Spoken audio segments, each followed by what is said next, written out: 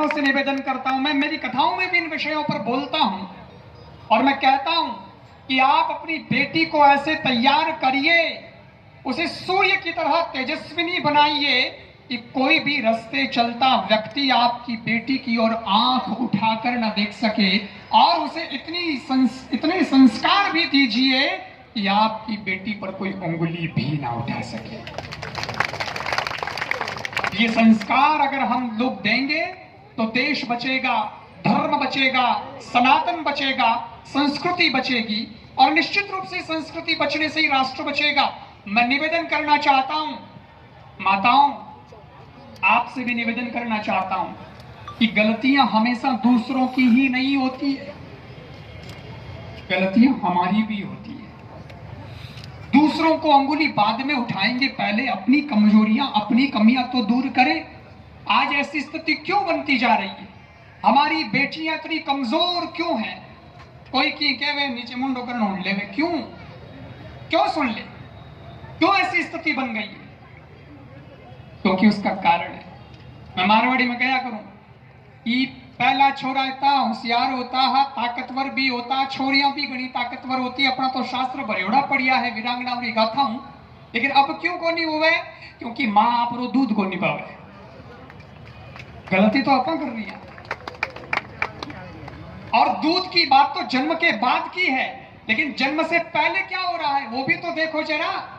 अब क्यों नहीं वीरांगनाएं पैदा हो रही, अब क्यों नहीं वीर पैदा हो रहे? उसका कारण क्या है? उसका कारण यह है कि पहले जो माएं बच्चों को, बच्चियों को जन्म देती थी तब टीवी नहीं हुआ करती थी, तब मोबाइल नहीं हुआ करते थे। आजकल तो टीवी है और टीवी पर सैकड़ों चैनल हैं, और उस चैनलों में क्या देखा जा रहा है? स्टार प्लस देखा जा रहा है, जी टीवी देखी जा रही है, टाइम पास करने वास्ते कार्टून देखा जा रही है। गर्भवती महिला पड़ी पड़ी कार्टून देखे, बच्चे जन्मे जगह छोरा छोरी को नहीं जन्मे, कार्टून ही समझिए। और बच्चे का जब जन्म होता है तो उसके बाद की स्थिति भी तो देखिए। मां अपना दूध नहीं पिलाती, अपना स्तनपान नहीं कराती, उसको बोतल का दूध पिलाती है। और बोतल का दूध पिलाती है मतलब जन्म तो ही छोड़ा हाथ में पकड़ा दे बोतल, वो मरे जब तक रहे बोतल दी बोतल, समझ गया? बोतल रे अंदर का ही है, वो बदल जावे है, पर बोतल री बोतल। जन्मता है तो दूध की बोतल, बड़ा होता है संगत खराब हो जाती है तो दारू शराब की बोतल, शराब पी करके फेफड़े खराब हो जाते हैं तो फिर बुढ़ापे में ग्लूकोज की बोतल पर रहती है, बोतल की बोतल। और इसीलिए लोग कहते हैं तो मां के दूध से क्या हो जाएगा? अरे भैया, मां जब अपना दूध पिलाती है तो वो केवल दूध ही नहीं पिलाती, वो देशभक्ति के संस्कार भी पिला दिया करती है। आप विचार तो करिए। मैं एक उदाहरण देना चाहता हूं। जब भगत सिंह को फांसी का ऐलान हो गया, भगत सिंह जी को जब फांसी का ऐलान हो गया, ये आ रहा है 23 मार्च, भगत सिंह जी को जब फांसी का ऐलान हो गया और उनको जब फांसी पर चढ़ा दिया गया तो उनकी मां विद्यावती, उसकी आंखों में आंसू थे। तो सहेलियों ने कहा कि तू रोती है तो अच्छा नहीं लगता, एक शहीद की मां होकर के आंखों में आंसू लाती है, तेरा बेटा देश के लिए समर्पित हुआ है तो रोती है, अपने आंखों के आंसुओं को पोंछ ले, लोग क्या कहेंगे, अच्छा नहीं लगता है। उस वक्त विद्यावती भगत सिंह की मां कहती है, पगली, कौन कहता है कि मैं बेटी की शहादत पर रो रही हूं? मैं तो मेरी कौख पे रो रही हूं कि काश विधाता ने मुझे एक भगत सिंह और दिया होता तो मैं उसको भी हंसते हंसते मां भारती के चरणों में समर्पित कर देती। ये भाव होते हैं। बाकी आजकल माफ कर चो माताओं, मैं तो मारा जड़ो बड़ा खरो बोलूं को नहीं, मैं तो घणो मर्यादा में हूं। जेल लिया तो मैंने तो मारो सब्जेक्ट अलग है, मारो शब्दकोश भी अलग है, लेकिन मैं माताओं आपको निवेदन करूं, मां वो होती थी जो अपने बेटे को हंसते हंसते देश की सेवा के लिए समर्पित कर देती थी कि जाओ बेटा, देश के लिए कार्य करो। इस देश की बहनें अपने भाई की हाथ की कलाई पर रक्षा सूत्र बांध करके विदा करती थी और कहती थी कि जाओ भैया, देश के लिए जाओ, देश के लिए जियो, और अगर देश के लिए मरने का भी वक्त आ जाए तो हंसते हंसते विदा हो जाना। एड़ी लुगाया भी कि जाओ देश रे वास्ते कार्य करो और कदी पीठ दिखान पाछा मत आई जो, एर जे अगर धनी पीठ पीछा दिखान पाछो आ जातो तो लुगाया एक ही डायलॉग कहती, चूड़ियां पहन लो चूड़ियां। देख लिया थे क्या कड़ी हो आजकल वाली लुगाया, तो आजकल वाली यही थे। आजकल वाले कहीं के थोड़ो बादला भिजा आ जावे मैं बीजो बन लाग जावे के हर मत जाओ भीज जाओ यही लुगाई थे।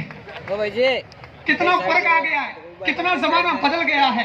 मैं निवेदन करना चाहता हूँ, जमाना भले ही बदल जाए लेकिन हमारी संस्कृति और हमारे संस्कार नहीं बदलने चाहिए, जीवन मूल्य जो है वो नहीं बदलने चाहिए। आप भारत को भारत कैसे बनाएंगे बताइए, कैसे बनाएंगे भारत? मैं विरोधी नहीं हूं विकास का, आज देश के अंदर बदलाव आ रहा है, आएगा, आना चाहिए। अगर देश में अमेरिका जैसी सड़कें बनती है तो बननी चाहिए, अगर इस देश के अंदर अमेरिका जैसी बिल्डिंग बनती है तो विकास के लिए बननी चाहिए, ये जरूरत है। व्यापार बढ़ना चाहिए, जरूरत है।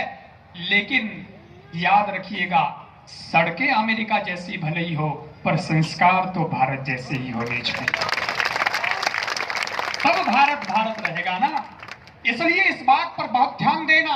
आज एक दोहा आता है, जब लव जिहाद बढ़ने लगा, जब इस प्रकार की स्थिति होने लगी कि हमारी बहन बेटियों को विधर्मी लोग लेकर के जाने लगे बैला फसला करके, तो मैं तो मेरी कथाओं में दो विषय रखता हूं। एक तो बहनों से कहता हूं, बेटियों से कहता हूं, और दूसरा उनके माँ बाप से कहता हूं। एक विषय बेटियों को कहने का है और एक विषय माँ बाप को कहने का है। बेटियों को क्या कहना है? मैं बेटियों को यह कहता हूं कि खूब आगे बढ़ो। आपको इंस्टीट्यूट में जाना है, कोचिंग सेंटर में जाना है, स्कूल में जाना है, कॉलेज में जाना है, जॉब करना है, बिजनेस करना है, कंपनी खोलनी है, आपको देश विदेश में जाना है, जाइएगा, सब कुछ करिएगा, विकास करिएगा, आगे बढ़िएगा। लेकिन इस बात का सदा ध्यान रखिएगा कि वो कदम कभी मत उठाना जिसकी वजह से आपके माँ बाप समाज में आगे कदम न उठा सके। वो कदम मत उठाना कि आपकी वजह से फिर माँ बाप को सर ऊंचा करने में लज्जा है। ऐसी भी स्थितियां बन जाती है कि बेचारा पिता गुट गुट करके मर जाता है। ये जो संस्कार मिल रहे हैं ना बहन बेटियों को यहाँ गुरुकुल के माध्यम से, अगर ये संस्कार और ये शिक्षा प्राप्त होगी तो मैं निश्चित रूप से बहुत दावे के साथ कह सकता हूँ कि ये बेटियां तो माँ बाप के सर को नीचा नहीं, माँ बाप के सर को गौरव से ऊंचा। ऐसी बेटियां, एक तो बेटियों की बात कहता हूं और दूसरा माँ बाप से भी कहता हूं। देखो, समाज में रहना है तो थोड़ा तो अच्छा सोच करके कई कदम ऐसे उठाने भी पड़ेंगे। वो माँ बाप से क्या कहना है मेरे को? माँ बाप से मेरे को ये कहना है कि अगर कोई कारण से, भूल से, नादानी से, कच्ची उम्र की वजह से, नासमझी की वजह से हमारी बेटी अगर किसी विधर्मी के द्वारा बातों में फंस भी जाए और वहां चली जाए और उसके बाद उसका समाचार आए कि मेरा डिसीजन गलत हो गया, मैंने गलती कर दी, मैं समझ नहीं पाई, क्योंकि एड़ा एड़ा भी आवे कि पहला तो वे कहे मारो नाम राम है, हाथ में मोड़ी भी बंदेला, लेकिन जिन टाइम ब्याह हो जावेला तो ठा पड़ेला कि राम नहीं हो तो रहीम निकलियो। फिर पता चलता, पहले पता भी नहीं चलता तो धोखा में तो आ गया। उसके बाद बेटी कहती है पिताजी गलती हो गई और अब मैं आना चाहती हूं वापस। तो माँ बाप से निवेदन है, हिंदू समाज से मेरा निवेदन है, हाथ जोड़ करके निवेदन है कि अगर वो आना चाहती है तो उस वक्त दोनों हाथ फैला करके उसको आने दीजिए, उसका स्वागत करिए। वहां बड़ा दिल आपको दिखाना पड़ेगा तो हमारी बेटियां बचेगी, नहीं तो अपना तो कह रहा है तू तो हमारे वास्ते मरी पी है, हमें थो थारो तो मैं मुंडो ही नहीं देखनी चाहता हूं, यूं नहीं करना चाहूं, वो नहीं करना। अरे एड़ा डायलॉग वोटे को नहीं आवे, वोटे तो दिल मोटो राकर उन बेटी ने पाची स्वीकार करनी पड़ेगा, क्योंकि सुबह का भूला शाम को घर आ जाए तो उसको भूला नहीं कहते। आप समाज में डर डर के रहोगे तो कैसे चलेगा? उसको स्वीकार करके उसकी जिंदगी को सुधारो तो आप सच्चे पिता हो, तो आप सच्ची मां हो। और मैं बेटों से भी कहता हूं, बहनों से भी, हमारे तो शास्त्रों में संत बहुत दयालु रहे, बहुत कृपालु करुणावान रहे। उन्होंने दुआ लिख दिया कि जो तो पे कांटा बोवे उनके तुम बोवो फूल, जो तो पे कांटा बोवे उनके तुम बोवो फूल। तुम्हारे तो फूल के फूल है, वहां के है त्रिशूल। ये कोई संत जी ने दुआ लिखा था, किसने लिखा था मुझे नहीं मालूम अभी, लेकिन हमारे शास्त्रों में ऐसा बताते हैं कोई संतों ने ऐसा कहा। क्यों कहा? क्योंकि संत हृदय नवनीत समाना, संत तो सोचता है कि मैं अच्छा हूं तो सारे ही अच्छे हैं, मैं फूल दूंगा तो वो भी फूल ही दे, अच्छा है। उस वक्त उन्होंने लिख दिया, उनकी दयालुता है। लेकिन उन टाइम लो जी याद को नहीं हो, उस वक्त हमारी बहन बेटियां असुरक्षित नहीं थी, लेकिन आज असुरक्षित हैं। तो मैंने कहा ना, जमाने के साथ हमको भी बदलना पड़ेगा, तो फिर दोहा भी बदलना चाहिए। और अब दोहा कहना चाहिए कि जो तो पे कांटा बोवे उनके तुम बोवो भाला, वो भी क्या याद रखेगा, पड़ा किसी से भाला। अगर ये हिम्मत हम दिखाएंगे तो समाज का सुधार होगा। दूसरी बात कहना चाहता हूं, ये संस्कार दीजिए और चरित्र हमारा अच्छा होना चाहिए। हमारा चरित्र, हमारी संस्कृति, यही तो हमारी पहचान है। आज हम स्वामी विवेकानंद जी को फॉलो करने वाले लोग हैं। विवेकानंद जी वो स्वामी जी हैं जो पूरी दुनिया में गए, अमेरिका में उस वक्त जाकर के जिन्होंने वैदिक सनातन धर्म का डंका बजा दिया सज्जनों। लेकिन स्वामी विवेकानंद जी की एक बात मैं आपको बताना चाहता हूं कि विवेकानंद जी विदेश में गए, उनका प्रवचन हुआ, और जब प्रवचन हुआ तो लोग प्रभावित हुए। और उसी में एक अमेरिकन महिला, वो तो इतनी प्रभावित हो गई, अब वासना का देश है, विदेश है, तो वो गई स्वामी जी के पास और स्वामी जी से बोली कि स्वामी जी, मैं आपके प्रवचन को सुनकर के प्रभावित हुई, मैं आपके शरीर सौष्ठव को देख करके भी बहुत प्रभावित हुई। मेरी एक इच्छा है, मैं आपके सामने रखना चाहती हूँ। स्वामी जी ने कहा कहिए। बोले मैं आपसे एकांत में अलग से मिलना चाहती हूँ। स्वामी जी ने कहा कि एकांत ही है, आप अपनी बात कह दीजिए, मैं अलग से नहीं मिलूंगा। तो उसने कहा कि आप बहुत सुंदर हैं, आपकी वाणी बहुत अच्छी है, मैं आपसे आप जैसा पुत्र चाहती हूँ। मतलब सीधा सा था कि आप विवाह करिए मुझसे। स्वामी विवेकानंद जी कुछ बोले नहीं।